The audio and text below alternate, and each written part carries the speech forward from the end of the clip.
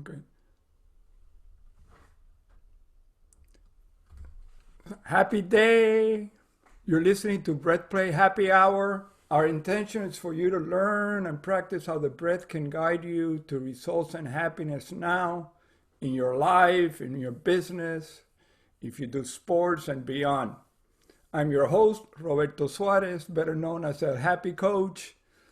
So let's take 3 deep breaths to relax and get grounded to transform our life today with our guest, Sage Rader, the founder of Breath Church. You are in for a treat today.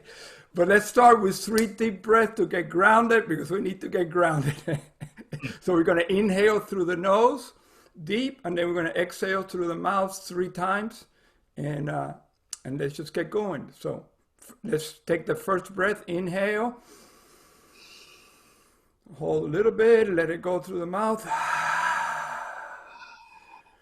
Inhale for, let's say, 3 seconds.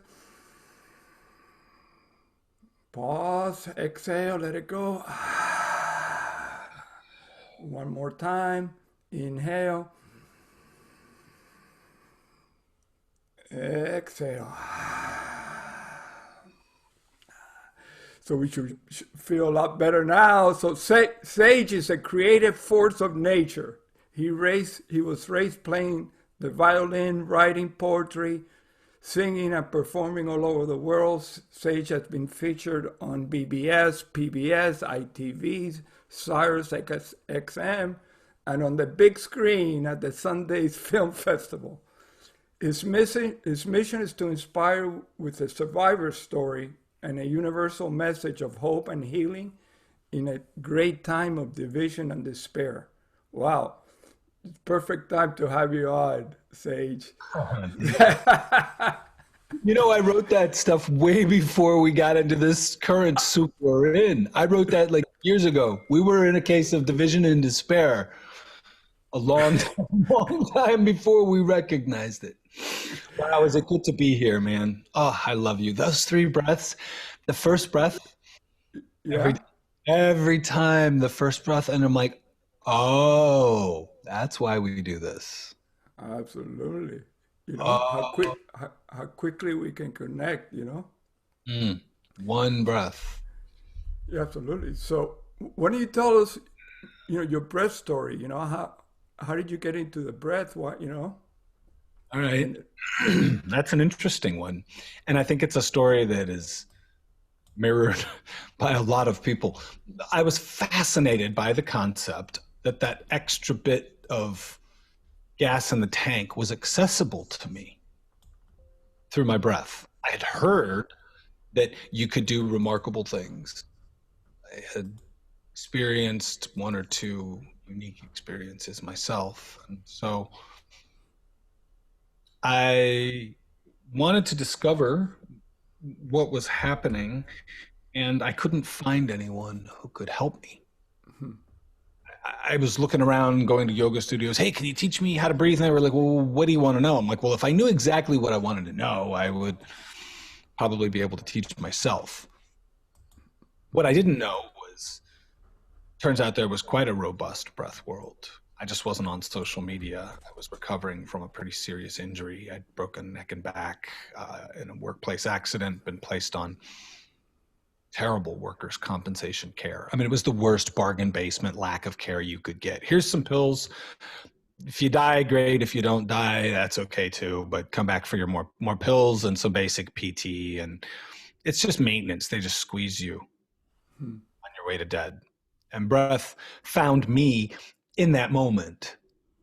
So I had tried and not really been successful, because all that was there was pranayama, and I'm not going to disrespect thousands and thousands of years of tradition, and it was not made culturally relevant to me in the way that I needed it to be. So I took what was given to me in the yoga studio and I have made it mine. I appropriated it and began to breathe in a way that made my pain signals feel better.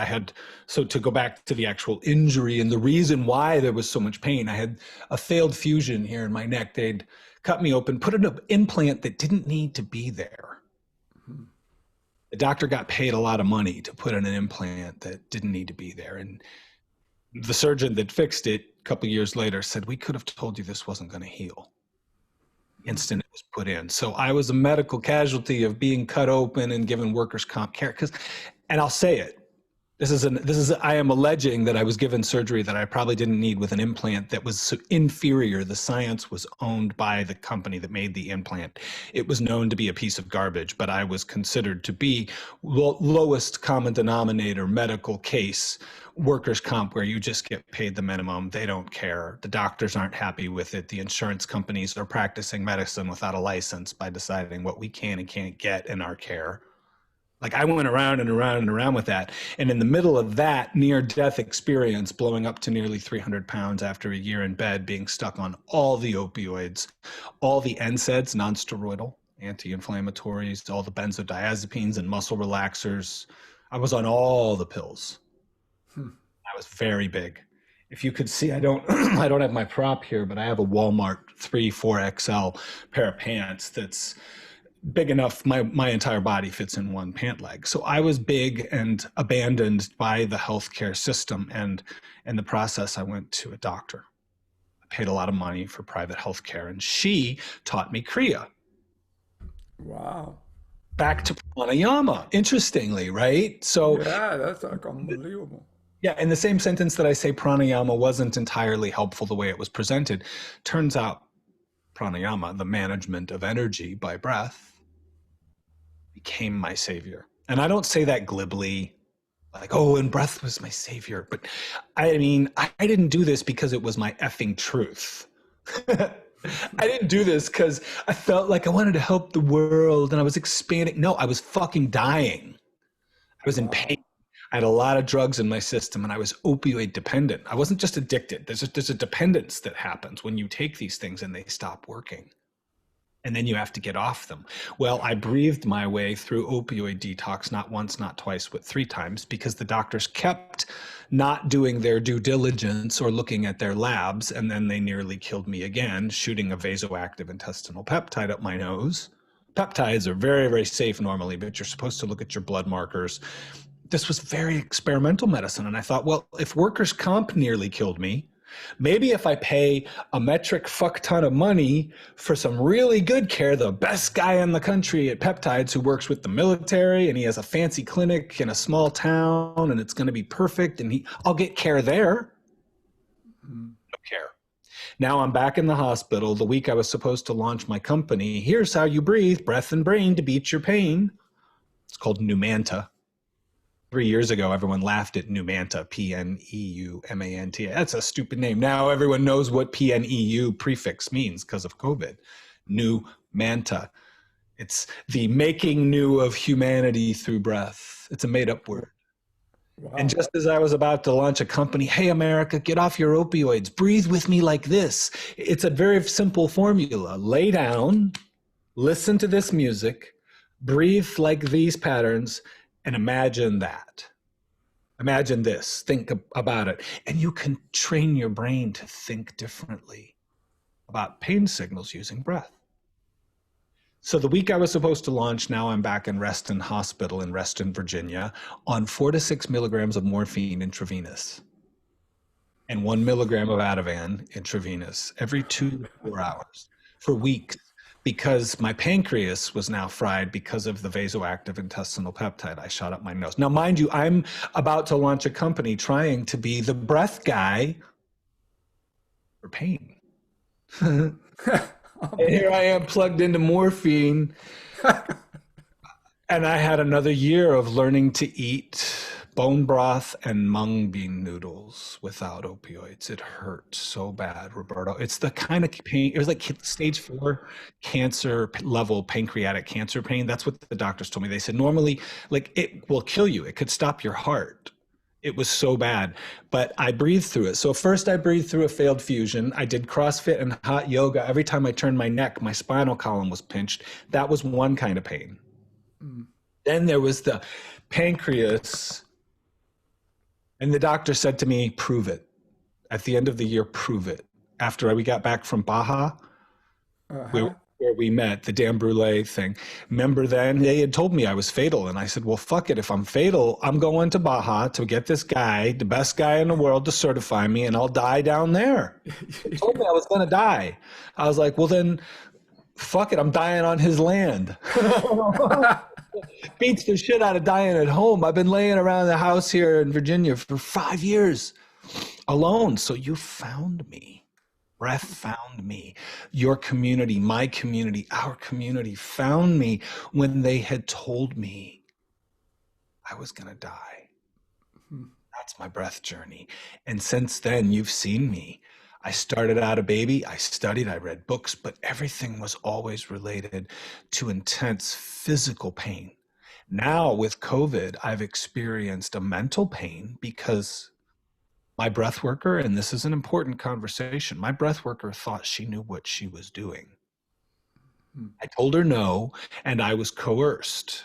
I'm responsible because ultimately I went there. I should have said no and hung up the call. I could have done that. But my breath worker thought that it would be a great idea to have a rage session around something that I'd spent a lot of time and a lot of years. So now my point being, I not only know physical pain at a level that is so exquisite, I am a connoisseur of varieties of human suffering and sensation that will bring a grown man to their knees, leaping for mama. And now, thanks to needing to clean up some of the messes and disintegration that my breath worker decided that she would delve into, and 3 times I said no, the 4th time I said yes. Anyone watching and listening to this, if your breath worker is ever telling you to do something that's uncomfortable, you get off the phone and you hang up then and there. She was not qualified to do what she did, and she undid a great deal of work that I had done. And so now I'm a connoisseur of emotional and mental pain at a level that I've never known, because I had integrated a lot of different trauma. And I will go on record on this podcast as saying a breath worker who doesn't know what they're doing can disintegrate, can undo work that has been done that has been beneficial, which is why I am of the opinion that breath work needs to be far more vetted. There are conversations now that it should be a postdoctoral program. We are messing with the very stuff of life and the most basic forms of psychology. And when, like my former, now I've let her go, breath worker decides to, when people decide to go in and we're just going to have a spiritual experience, and we get people rapid circular breathing. You saw with me the trauma that came out, and we were on a retreat. We were on retreat. Do you remember? That's a retreat. That wasn't much of a retreat for me. That was an extreme trauma release. So my journey back to my breath journey has been one of extremity. Now I'm ready for it to be one of ease, because what I've discovered is there's an ease to this, and we don't have to work and effort and huff and puff. And there are ways of doing what I do now because I've experienced everyone else's way of doing it that is in my sphere. I've pioneered a way that really doesn't allow trauma to be experienced in order to be released. And I'm working on a very gentle trauma release that is integrated and integrative, and then is really practical on a Tuesday, because if spirituality isn't sustainable, and if science, the science of breath that we all know about, isn't put into practice responsibly and safely as breath workers, we're going to fucking kill people on accident. And we've got people out there going, no, I've never made a mistake. I breathed 200,000 people at once and I never, no, because you've never talked to all 200,000 after and you don't know. And so the breathwork journey, and then I'm going to just stop on this point, is the breathwork journey has been extreme, and it has been profound. It has been healing. It has been real. There have been moments of what people call bliss and joy. But for the most part, it has been a relearning of programming my body and my cells with a felt sensation of something other than abject terror. Wow. I was given drugs as a baby. I watched all my friends die. I've nearly been killed by the medical establishment on more occasions than any human could possibly imagine, because I have a special body and a special system, and the system we live in doesn't take care of special needs very well. Mm.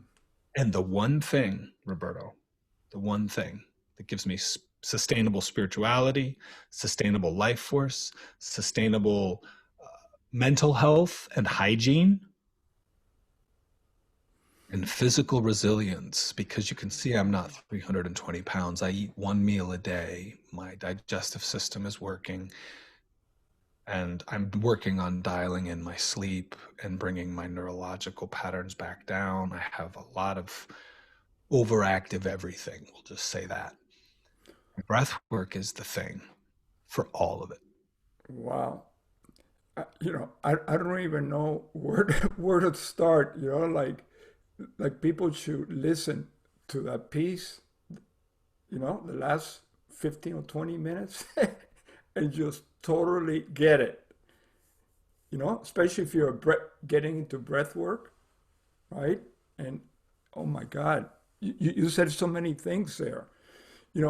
One of the things that stood out for me is like breathwork doesn't have to be traumatic. That's why I called it breath play. Yes. Where you can just play and be able to move the energy, move the breath to be able to, if it's pain, to help you remove the pain. If it's emotional, you remove the emotional. Now that you talk about your pain and what you had to go through, I couldn't imagine. I thought I used to like experience pain. The first time I really experienced pain is when I first got operated in my knees 50 years ago. Mm. And when I woke up, it was, I guess, I went like nuts.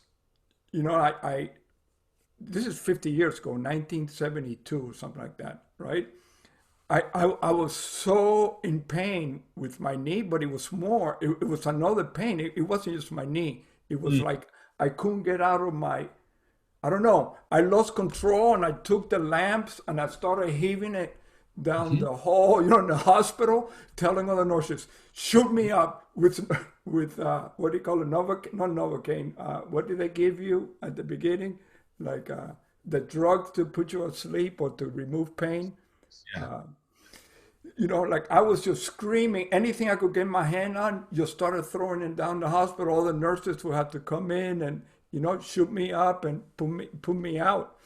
And that's when I first realized, like, wow. And now, 50 years later, I get my knees replaced. And when I woke up, you know what I did? I went into a 20 breath technique.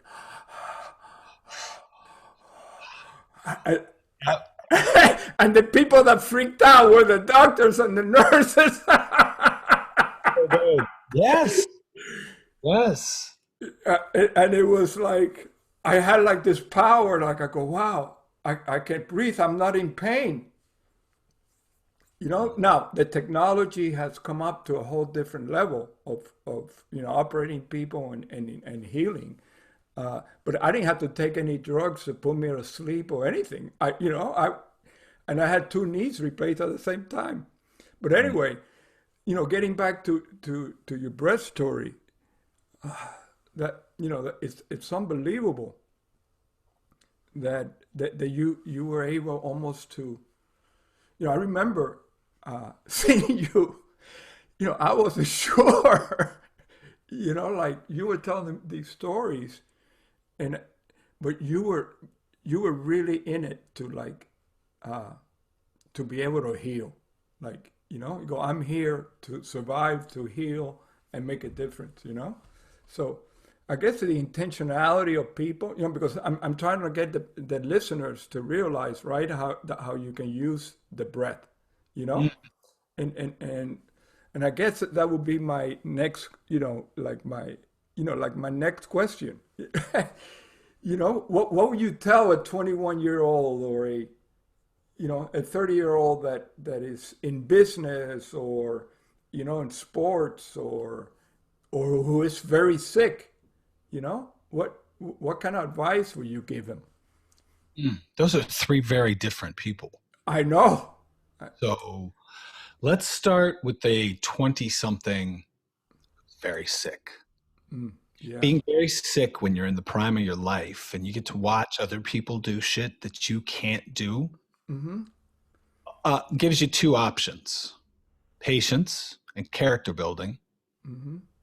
or it'll just rub you raw and break you.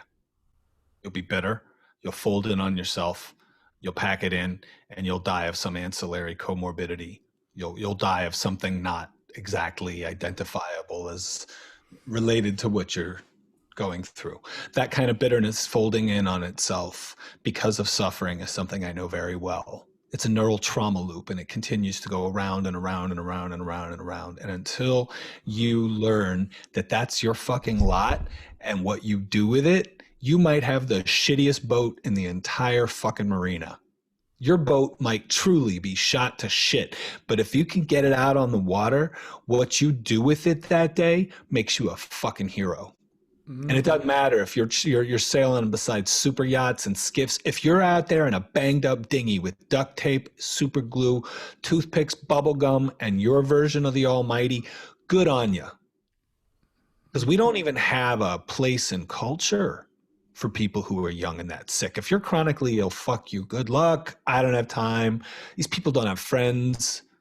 They don't know because they look okay. They look really okay. Chronic illness. Mm-hmm. People look like you and me. I suffer from it. I know. I don't suffer. That's bullshit.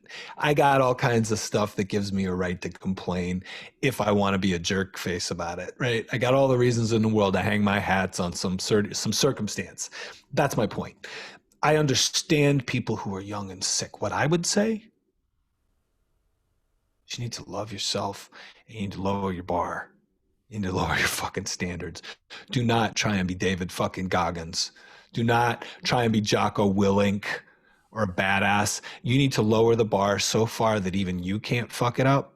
And you need to get up every day and take one breath at a time. And if you get 1 foot over that bar that day, and then you got to pull it back over, and it's on the ground. The bar's on the ground. You're not even jumping. If there's a bar on the ground and you pick up 1 fucking foot and you step that foot over the bar, and then you got to pull it back and go to bed, that's okay. You do that the number of days that you can, but you do it in your breath.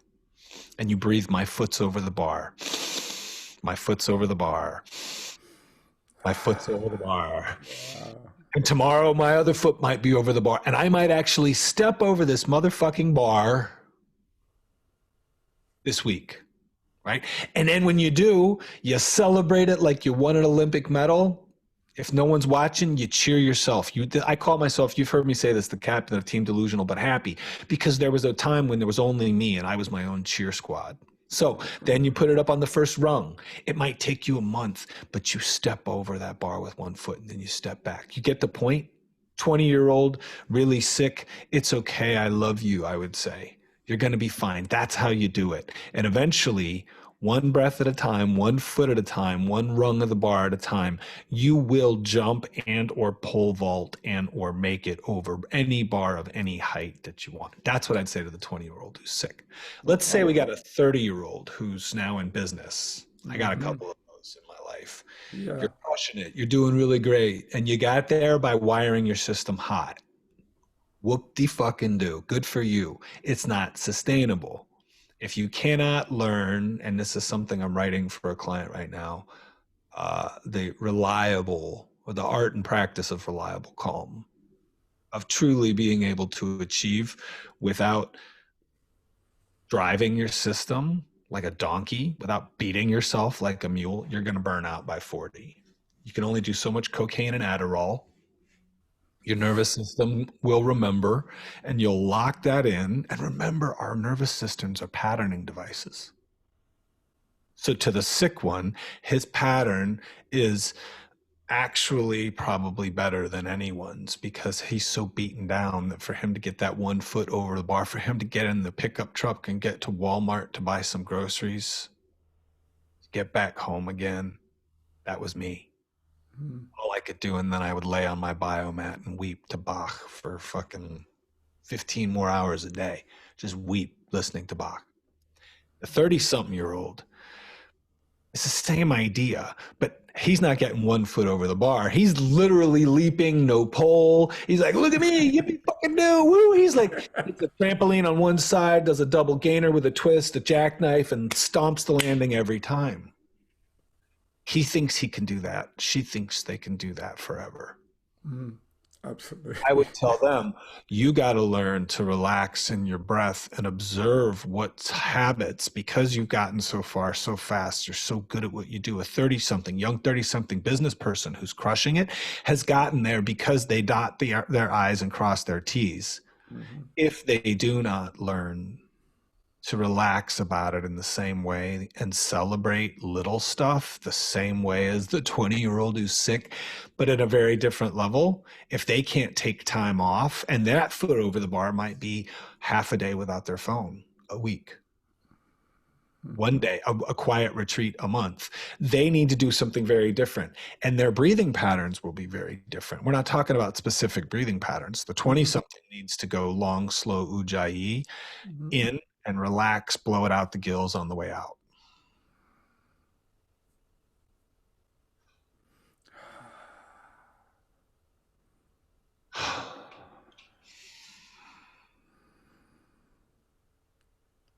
That Ujjayi in brings the energy and the back pressure.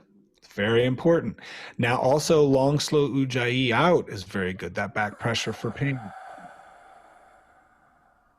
Long, slow Ujjayi, that will help you control if you're in pain and you need to focus your mind on something else. The relaxation out the gills is really good for relieving the pressure in the nervous system. Now, the 30-something who's fucking wiring and firing and good to go, guess why they need Ujjayi? Because memory, it turns out, is formed, consolidated, and recalled better with Ujjayi. I think Ujjayi is the most underutilized breath on the planet. And if anyone can do one thing, do yourself a favor, learn resistance breathing, yoga Ujjayi breathing, and learn a make it your default. Don't do what the yogis do. My worst clients that I've ever seen, control freaks, are yogis for 35 years. They've been doing pranayama, controlling their breath. They're so fucked up. They can't let go of the exhale to save their life. You know the ones I'm talking about, like really, really clear and pissed off and clear about it. Like the weird Buddhist, like super meditative, super clear and super angry. Like we're not going to pranayama and Ujjayi to try and be in control all the time. Right. Going to Ujjayi because that's the most effective breath to harvest the energy, the electricity that's in the breath, and that's not woo-woo. It changes your pH, raises and lowers pH, which is measure of voltage in a liquid. So, your breath is electric. Ujjayi is the most effective way of harvesting that. So the sick person needs to harvest it, release it. Yeah. The healthy, driven person needs to harvest it and ride it. Yeah. Get into a pocket of 3 and 9, you know, like if 12 is all the way full, 6 is empty, 3 and 9 is that natural respiratory pause. I teach my business folks to stay in that zone of tolerance in that 3 and 9, and they expand it to 10 and 2 and 8 and 4 with fast breathing occasionally to expand that feeling and then relax into it. But generally, I tell everybody to stay at round natural respiratory pause, low and slow into the belly, coherent, which means 5 seconds in, 5 seconds out. That gets my business people. I have some super rock star performers, like singers and stuff. That's also what I use for them. Coherent breathing, Ujjayi, 5 in, 5 out, breathe in through the heart. Gratitude. Like these are all, I know if people are listening and they don't know what I'm talking about, this is kind of advanced stuff. Ujjayi breath just means yoga breath. It's that breath that makes the sound of the ocean. If you're fogging the mirror, you inhale. Now try to do the same thing with your nose.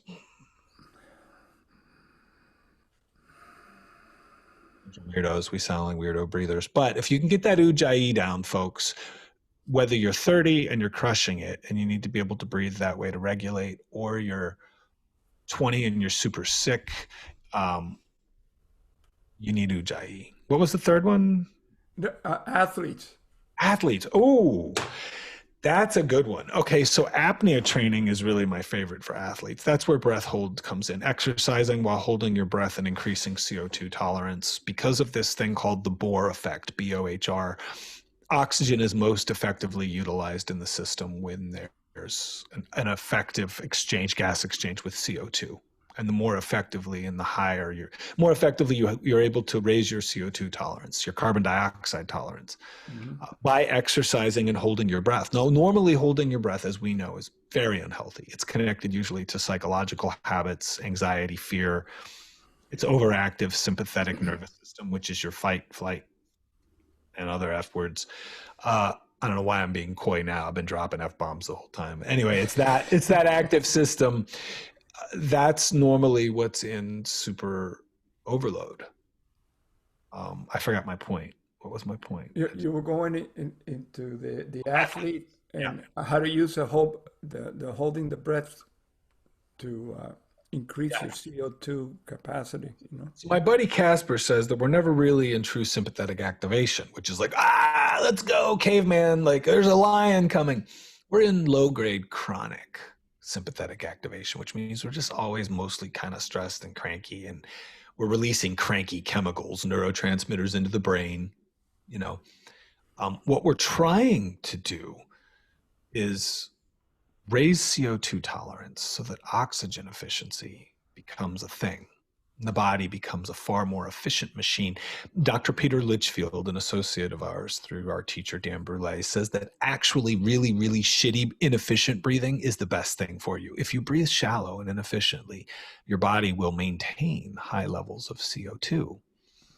High levels of CO2 will allow periodic and episodic short bursts of oxygen needing, what they call it aerobic combustion in the cell with the ATP and the mitochondria. Like, all of that stuff explodes and is far more beneficial when you've got a healthy CO2 tolerance. So I would tell athletes to begin to practice intentional breath holding while doing kettlebell carries, while taking walks. This is all the work of Brian McKenzie. He's done a lot of this stuff. Go to Shift Adapt, look at his work.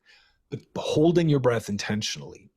I do cheating. I do high CO2 tolerance training. So I deprive myself of oxygen and sit in a 15% oxygen sort of environment, and I exercise with high CO2 to get that level up. So athletes, breathe through your nose only. A lot of athletes think they're super fit. You get them breathing through their nose and recovering through their nose, and you realize they're not that fit. Yeah. So get them to do exercises with their nose, with the mouth shut. You can tape the mouth at night to see about sleep. But for athletes especially, you really want to begin to notice, how am I breathing as I move? I like to take people through a mental walkthrough. What's your 3-point? What's your approach to the hoop? What's your angle for skiers? I'm talking to an Olympic skier right now. Well, I'm getting him to visualize. What is your visualization? How are you breathing in the turns? How are you breathing when you know there's a turn coming up, like a difficult turn on a racetrack? And getting people to, which is a version of combat breath, but it's just like our teacher Dan says, getting the breath up to speed. We don't try to tell someone who's already in a state of heightened arousal, right, just breathe, man. You're going to get punched in the throat. If you try that shit, you meet them with a, yes, it's okay. And then you can sympathetic resonance, you can de-escalate conflict, you can bring people down. Well, you can also meet the most fearful aspect of a turn and a course. Mm-hmm. Fear of putting weight on a bar, the fear of getting it wrong on a test, any mental fear that shows up in the breath. Keeping the energy moving doesn't allow it to get stuck. So I wouldn't tell a sick person to do that breath necessarily, especially someone in pain right away. I wouldn't necessarily rebreathe or have someone in a corporate setting in the middle of the day stop and do that breath. But an athlete or a warrior whose system is triggered immediately because of a call, an emergency, they have to go from 0 to 60, from normal eating a fucking whatever they eat, donut, I almost said, but having lunch, sitting on their ass in a car all day, dude. What kind of shitty job is that for most people? We never appreciate what our cops do. What law? They sit there on their ass all fucking day doing nothing. but listening to calls. And then suddenly go, go, go, go, go, go, go, go. And now somebody might be dead. Somebody might be bleeding. Somebody might be on fire. They don't have the dial up or dial down training in their breath to be able to handle it. Now they got to go home to wife and kids. COVID season, kids have been home all day. Alcoholism among law enforcement is at an all-time high, and we wonder why they fuck up, and there's racism and all that other stuff, because we're not taking care of people whose nervous systems are being shot to shit from 0 to 60 all day, every day. If we start to look at life as a nervous system, and Gerbarg and Brown, Patricia Gerbarg and Richard Brown, guys that do coherent breathing and stuff in New York, they say that the nervous system's life is a search for safety. So athletes, keep the breath moving. Look for where you're afraid and notice how you're breathing when you're afraid. If you're going to trip yourself up, if you know you always fuck up a shot or you can't make that catch, notice how you're breathing. Go through that and breathe it over. If you're in the boardroom, take lots of breaks. Go take a piss, get a 1-minute reset.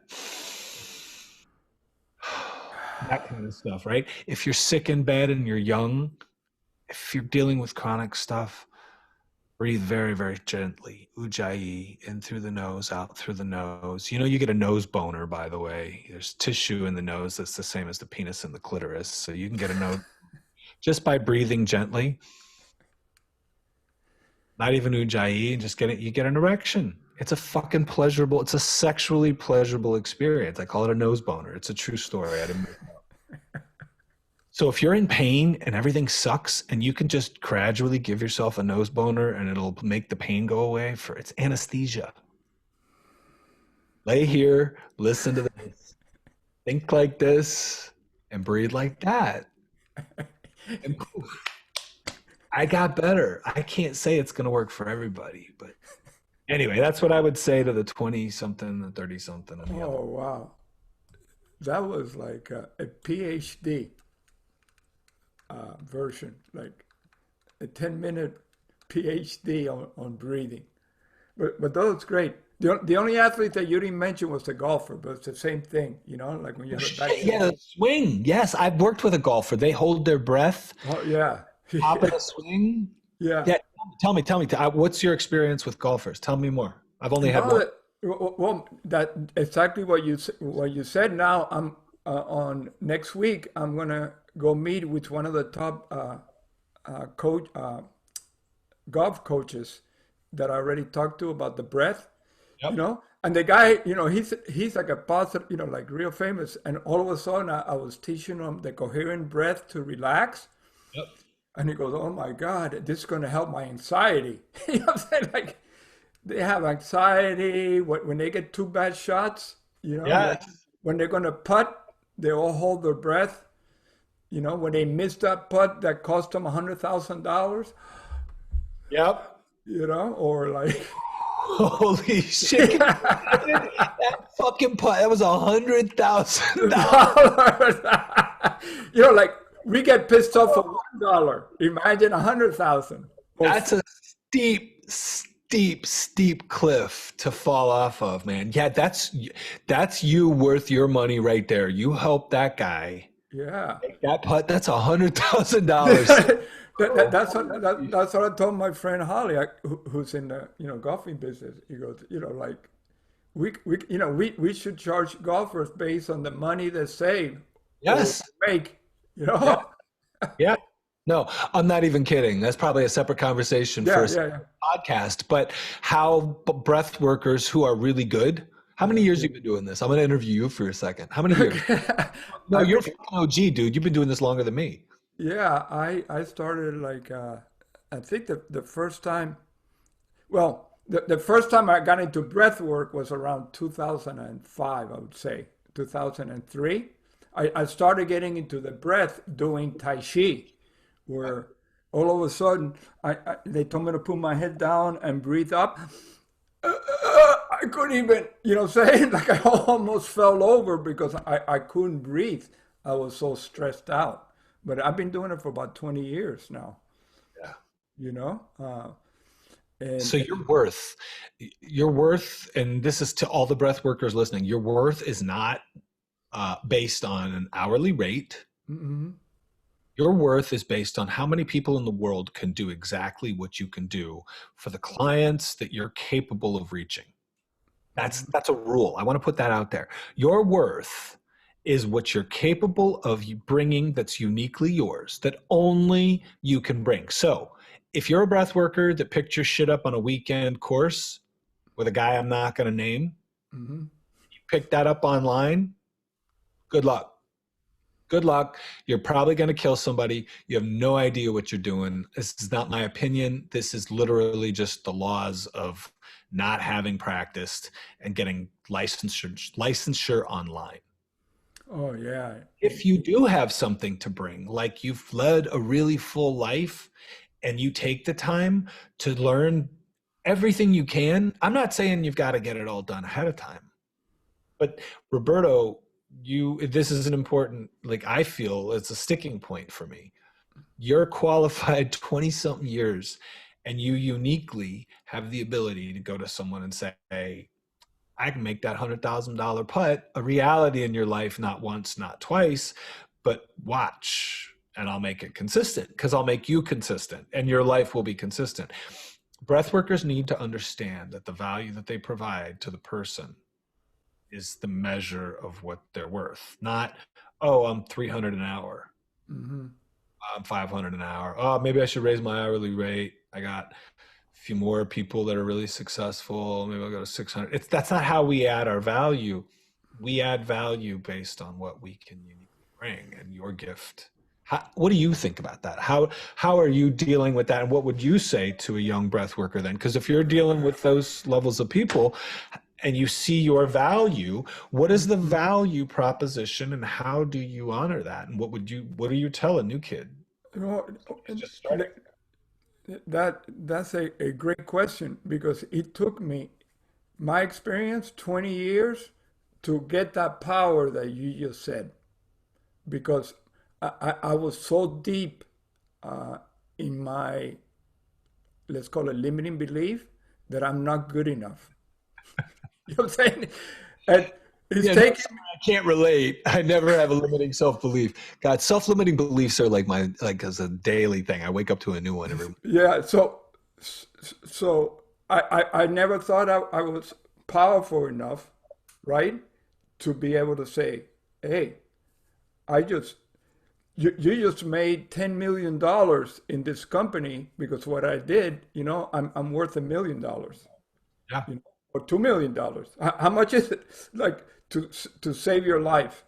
Well, You know? here's the deal. If you're good enough, Yeah, you can say, I want a percentage of whatever my yeah, yeah. client I thought, is. And yeah, then you literally work for nothing unless there's a result, and you know, just simply know, and you demonstrate to the universe. That's yeah, actually a smarter way to work. Wink, wink, nod, nod to anyone. Just yeah. But to a 20-year-old kid, what I would say, uh, like one of your priorities in life, the number one priority is to really start becoming aware and learning more about the breath, and how can it support you to manifest whatever you want in your life.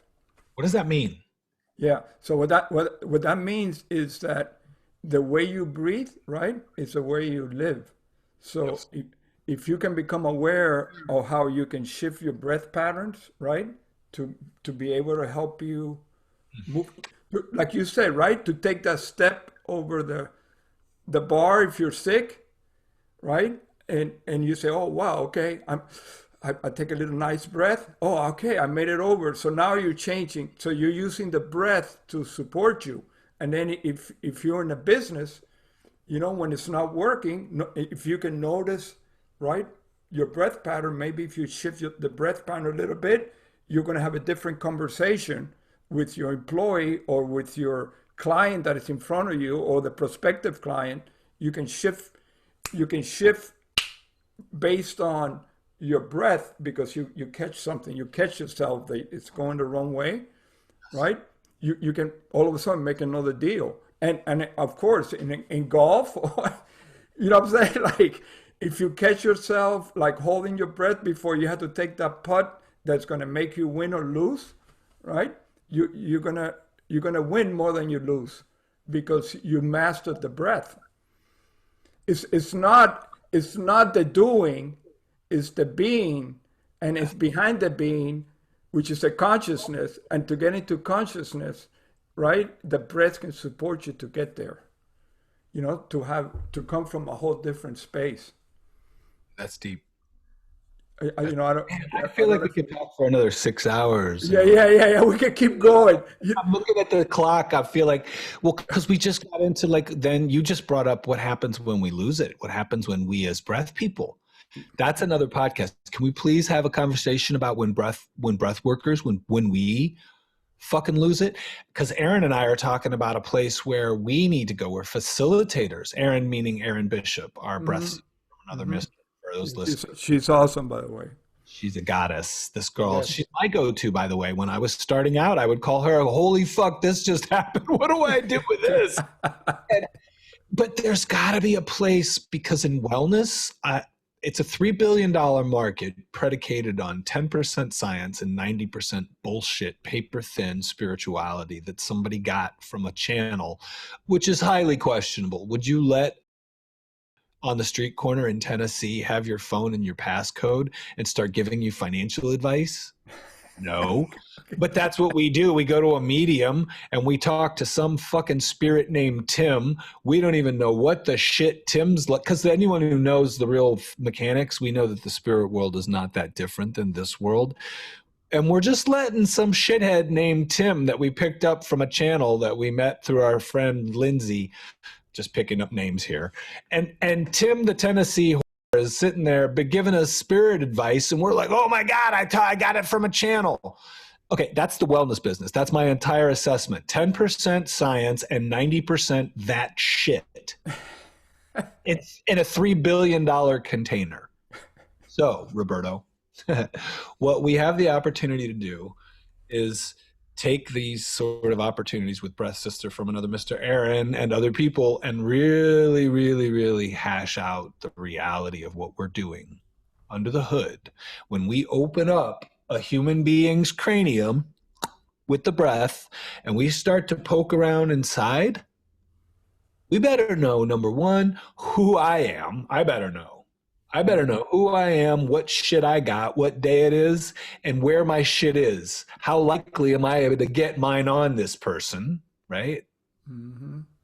Number two, if I'm not in a good, fit spiritual condition, I have no business breathing anybody. Which means my primary job is not to look good or sound good or create a great wellness product, a fucking amazing funnel with an amazing marketing program that then successfully churns out shithead bots for $39.99 a piece while I sleep. That also is the wellness model, and I defy it. For the record, I'm here to flip it. I'm here to disrupt it. I'm here to bring real healing and real truth. And if that pays itself back to me, to us at church, which is free, then great. But the wellness business as it exists today, dude,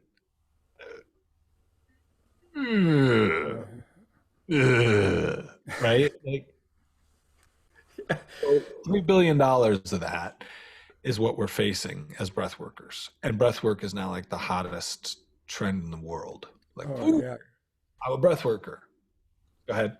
You know, look, you're taking us to like the closing of this podcast, you know, but tell me, you know, like we talked a little bit about Breath Church, right? And maybe you can tell the audience more about Breath Church or some books you've written or something, right? Where they can get a hold of you.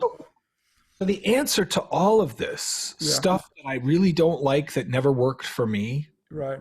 Pills, the medicine that didn't work, the wellness stuff that like all the Bikrams and the scandals, all the stuff. What I'm working very hard day and night to do is create a safe community called Breath Church. And Breath Church started prior to COVID as almost like performance art. I was like, let's get a hip hop DJ, a gospel choir. Let's find a really way to do breath different and cool. Well, everyone's doing that now. It was far more revolutionary 18 months ago than it is now. And now everyone's on Zoom doing cool music and yada, yada. So what makes us different? Well, we have no organization. we have no coordination. I started it. I tried to let it go because I couldn't continue, and people kept showing up. And so you and Aaron and Mark and Nicole and Eleanor and all of these other people who are breath facilitators started showing up and breathing. And we have a core community of people now who show up every night for almost a year from around the world, who know each other by name, who carry each other's burdens. We have people with internal bleeding calling in on Christmas Eve, home 2 days later, and then back in the hospital calling in to breathe with us on New Year's Eve. We have people with cancer who get their chemo treatments and come to breathe with us every night. We have no funnels, no advertising, no marketing, no click anything. We're just an organic in real life community called Breath Church. And if you go to breathchurch.card, CARRD.co, forgive me for the cheap, shitty URL. I actually do have breath.church. I just haven't. It's an issue that money can solve. And I've just invested a bunch more money in marketing and branding and to create, guess what? Not just a real product, but a real product that has real community. And what we do is we breathe, as you know, you're one of our facilitators. We breathe to create a felt sensation of belonging. We breathe to create the solution to the fuckery that was there when I couldn't get help from workers' comp, when I couldn't get help from the doctor at the top level of peptides and fancy functional medicine. What I needed was a group of people who would sit with me while it hurt, who would breathe with me, and who would care and would carry my burden. And so what we have is community and healing. And we have a place where if the guy who's leading it is just so messed up that he can't even show up and someone's subbing for him, that's okay. Because this is a pandemic and everyone's got micro trauma, macro trauma. Everyone's going through things like I'm going through a divorce. I'm changing different states, moving from one state to another. Everyone has stuff. And so we've created a community where your stuff is not something that you hide or you need to get over. You literally show up with your stuff in a paper bag and you offer it to the community and no one judges and everyone says, wow, that looks an awful lot like mine. Thanks. I feel the same way today. And it's a lot like 12-step recovery or church, only there's no religion and you don't have to get sober. There's no requirement for membership except you breathe.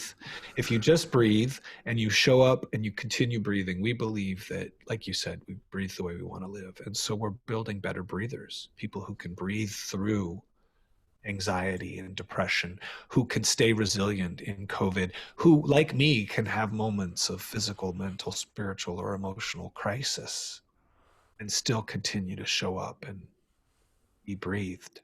And so I defy the wellness market even as I enter it, because I don't believe this is about money. People don't come to wellness because they got a couple extra bucks to spend. They come to wellness mostly because other stuff hasn't worked. And we're a community of last resort. And if we're charlatans and we're not healed and we're getting our stuff on them, we have a heavy, heavy, heavy price to pay. So I want to be legit and healed, and a healer that facilitates openly. Hey, here's my shit. If you like it, it smells enough like yours, you're welcome to join me because I don't not have it. And I think if we can just be transparent and trustworthy, we can start a church based on breath and no orthodoxy, and the simple belief that better breathing makes for better breathers. And the even better belief is that if I'm breathing right now, there's more right with me than there is wrong with me. We're going to end it with that one, you know? And for those people that were out there hearing today, let us know what you learned from this. This was like unbelievable session. So I'm so grateful, Sage, for you being on and for starting Breath Church, for being in my life. you know. Thank you, Roberto. I love you, man. You bore witness to my most painful time as I was just coming out of the cocoon. They told me I was fatal, and you carried me, man. You held me, legit. So I love you. Yeah, so I love you too. And until the next session, we say goodbye. Remember, breathe happy, live happy. And any last word there that you want to say? No, just keep breathing. Breath wins every time, everybody. I'm so in love with the breath. Breath wins every time. You're never, ever, ever alone as long as you're with your breath. Okay, Thank you, thank Roberto. you again. Namaste, everybody.